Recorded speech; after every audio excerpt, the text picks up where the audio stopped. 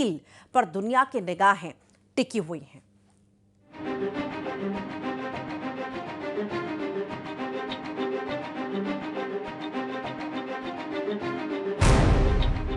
चुनिंदा हस्तियों के हिस्से ऐसे शानदार और भव्य पल आते हैं जो यादगार हों, ऐतिहासिक हों और अद्वितीय भी।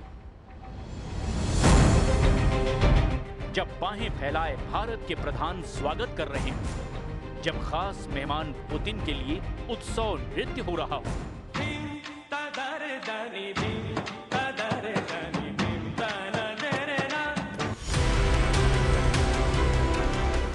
जब दुनिया के दो सबसे ताकतवर लीडर एक ही गाड़ी में सफर कर रहे हो, तो उसे कोई कैसे नजरअंदाज कर सकता है।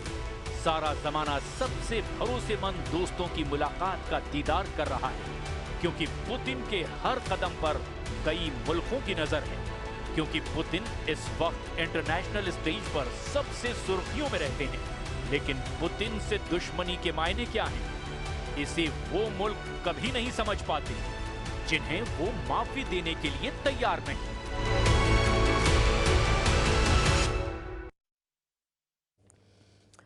और पुतिन की भारत यात्रा से पश्चिमी देशों में खलबली मच गई है। नेटो देशों ने पुतिन के भारत दौरे पर नजर रखने का ऐलान कर रखा है, तो वहीं पुतिन के तिलिस्म को समझने में यूरोप की महाशक्तियां भी जुटी हुई हैं।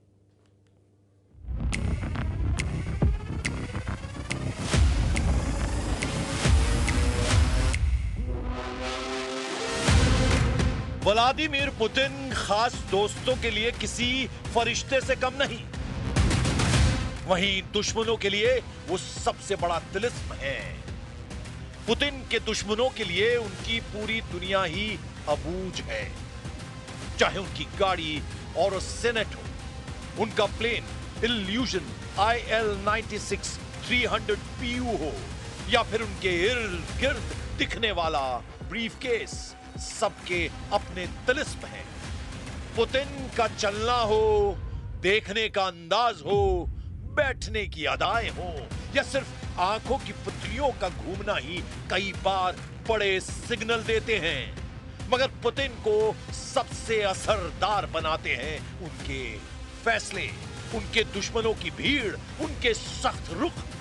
पुतिन जो ठान लेते हैं वो करके दिखाते हैं। पुतिन जैसी दुश्मनी निभाते हैं, वैसी ही दोस्ती के लिए किसी भी हद को पार कर जाते हैं। 5 फीट 7 इंच की साधारण कदकाठी, 70 से 75 किलो वजनी लीडर, जिनका स्किन टोन यूरोपीय लोगों की तरह पीला दिखता है, जिनके बालों पर उम्र के हिसाब से सफेदी चढ़ी हो, उस नीली आंखों वाले लीडर से दुनिया के कई मुल्क खौफ क्यों खाते हैं?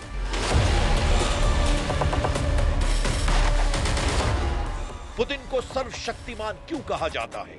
सिर्फ दिलेरी भर इसकी वजह तो नहीं, सिर्फ सबसे बड़ा एटमी हथियारों का गोदाम भर इसकी वजह नहीं, सिर्फ अमेरिका से टकराने की जुर्रत भर इसकी वजह नहीं।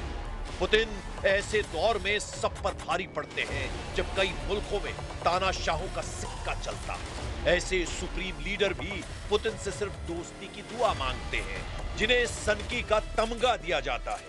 तो इसकी वजह है रूस जैसे सुपर पावर पर पुतिन की जबरदस्त पकड़। पुतिन 25 साल से रूस के सर्वे सर्वा हैं, आगे भी जब तक चाहे बने रह सकते हैं। साल 1999 में पुतिन रूस के प्रधानमंत्री बने। साल 2000 में उन्होंने राष्ट्रपति का चुनाव भारी बहुमत से जीता। इसके बाद उन्होंने 2 बार 4-4 साल के कार्यकाल पूरे किए। फिर नियमों के चलते उन्होंने दिमित्री मेदवेदेव को राष्ट्रपति का चुनाव जितवाया। उन 4 सालों में पुतिन ने प्रधानमंत्री पद संभाला। फिर 2012 में पुतिन ने सत्ता में एक बार फिर वापसी की और अब साल 2036 तक अपने पद पर बने रह सकते हैं।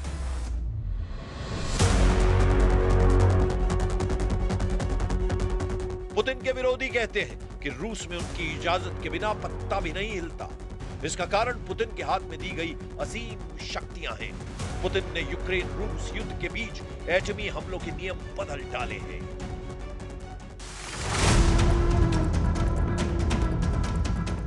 यानी रूस से एटमी खतरा सिर्फ यूक्रेन भर को नहीं, उन देशों को भी है जिन्होंने यूक्रेन का युद्ध में साथ दिया है, जिन्होंने यूक्रेन को हथियार दिए हैं, जिन्होंने यूक्रेन की किसी भी तरह मदद की है। उन्हें पुतिन का परमाणु क्रोध झेलना पड़ सकता है। सबसे खतरनाक बात यह है कि अगर पुतिन ने न्यूक्लियर हमले का मूड बना लिया तो उन्हें रोकने का अधिकार भी किसी के पास नहीं है।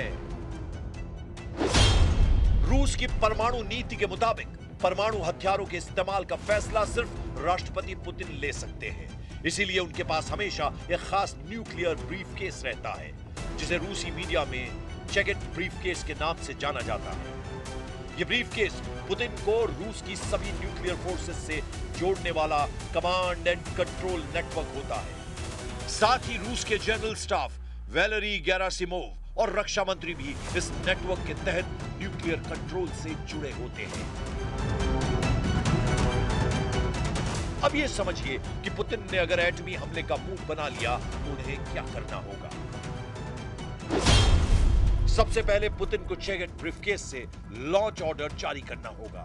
ये कोई बटन या ट्रिगर नहीं जिसे दबाया जाएगा। ये ऐसे सीक्रेट कोड होते हैं जिनसे न्यूक्लियर अटैक का सीधा ऑर्डर रूस के जनरल स्टाफ तक पहुंचता है। जनरल स्टाफ पुतिन के भेजे एटमी कोड को तीनों सेनाओं को भेजते हैं। इसके बाद रूस की स्ट्रेटेजिक रॉकेट फोर्सेस परमाणु पनडुब्बियां और बम वर्षक एटमी हमला शुरू कर सकते हैं।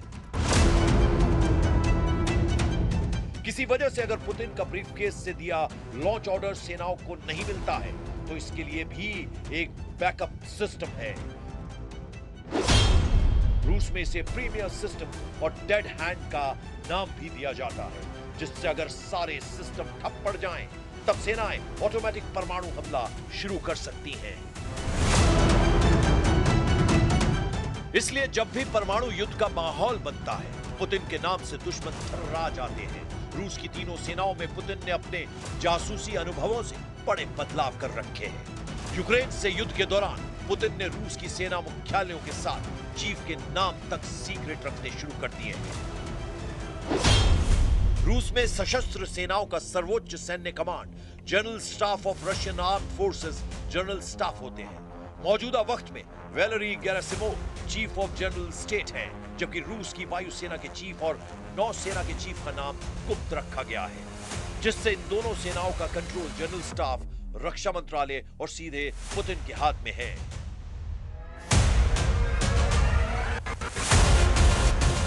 रूस की सेनाओं के जनरलों के नाम सीक्रेट रखने के साथ ही उनके रैंक और तैनाती में लगातार बदलाव किए जाते हैं। सेंसिटिव मिलिट्री कमांड के कमांडर का नाम भी रूस सीक्रेट रखता है। रूस में पहले 4 कमांड थी, इन्हें अब 5 कर दिया गया है। रूस में मार्च 2024 के बाद से कुल 5 मुख्य मिलिट्री डिस्ट्रिक्ट हैं। पहला मॉस्को मिलिट्री डिस्ट्रिक्ट सेना मुख्यालय है, जहां से क्रेमलिन और राजधानी क्षेत्र की सुरक्षा की जाती है। मई 2024 से मॉस्को मिलिट्री के कमांडर जनरल सर्गेई कुज़वलेव है। दूसरा लेनिनग्राद मिलिट्री डिस्ट्रिक्ट, जहां से उत्तर पश्चिमी रूस यानी सेंट पीटर्सबर्ग, बाल्टिक क्षेत्र, आर्कटिक क्षेत्र की सिक्योरिटी की जाती है। अभी लेनिनग्राद के कमांडर येवगेनी निकिफोरोव है। रूस का तीसरा सेंट्रल मिलिट्री डिस्ट्रिक्ट है। इसमें उराल, वोल्गा, उत्तरी साइबेरिया का इलाका आता है, जिसकी कमान जनरल एंड्री मार्डविचव के पास थी। रूस का चौथा दक्षिणी मिलिट्री डिस्ट्रिक्ट है, जिसका जिम्मा दक्षिणी रूस, काला सागर, नॉर्थ काकेशस और यूक्रेन से विवादित हिस्से की सुरक्षा है। 2024 से यहाँ के कमांडर का नाम उजागर नहीं किया गया है। रूस का 5वां पूर्वी मिलिट्री डिस्ट्रिक्ट है, जहां से प्रशांत महासागर और साइबेरिया की सिक्योरिटी की जाती है। इसके कमांडर जनरल एंड्री इवानिएव है।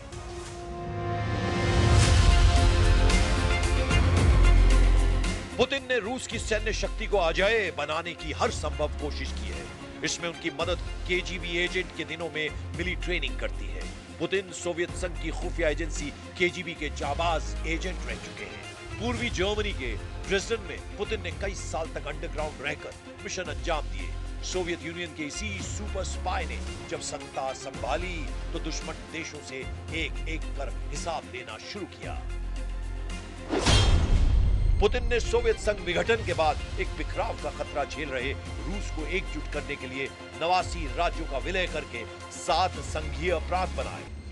पुतिन ने रूस के दुश्मन चेचेन विद्रोहियों के खिलाफ मिलिट्री ऑपरेशन चलाकर उनका सफाया किया। अगस्त 2008 में पुतिन ने जॉर्जिया को युद्ध में हराकर गोरी और जुगदीरी इलाके पर कंट्रोल किया। साल 2014 में पुतिन ने यूक्रेन के क्राइमिया पर हमला कर उसे रूस में मिला लिया। जिन देशों ने नाटो से नजदीकियां बढ़ाई, जिन देशों ने पश्चिमी शक्तियों के इशारे पर चलना शुरू किया, जिन देशों ने अमेरिका से दोस्ती बढ़ाई, उन्हें पुतिन ने सबक सिखाया है। यूक्रेन से रूस के युद्ध की वजह भी उसकी नाटो में शामिल होने की जिद है। पुतिन नहीं चाहते हैं कि नाटो का विस्तार रूस तक हो। पुतिन नहीं चाहते कि रूस का सोवियत यूनियन जैसा इतिहास हो। इसीलिए किसी भी खतरे को देखते ही पुतिन एक्शन में आ जाते हैं। लेकिन यही पुतिन दोस्ती की मिसाल भी कायम करते हैं। भारत के लिए पुतिन के दिल में खास जगह है। प्रधानमंत्री नरेंद्र मोदी को पुतिन कितना सम्मान देते हैं, इसे तस्वीरें खुद बयां करती हैं। इसीलिए पुतिन पर टिट फॉर टैट वाली कहावत सटीक जमती है।